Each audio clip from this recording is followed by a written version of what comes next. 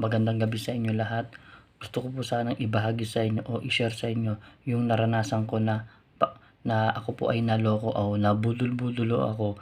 Yung in-order kong Smart Wrist PH sa Facebook po ay isa po lang peke o isa pa lang mga budol-budol yun. Kaya wag po kayong mag-order sa Smart Wrist PH. Abangan nyo po yung kabuuang video na i-upload ko. Hindi ko pa po ina-upload ito sa Facebook page at sa YouTube dahil dito ko pa lang po ito sa Reels. Ngayon po, ipapakita ko sa inyo yung dumating sa akin na order. Ito po. Ito yung dumating sa akin na order. At hindi ito yung ino-order ko. Kulay black siya. At hindi ito yung style niya. Dahil ito po ay plastic lang. Peke po ito.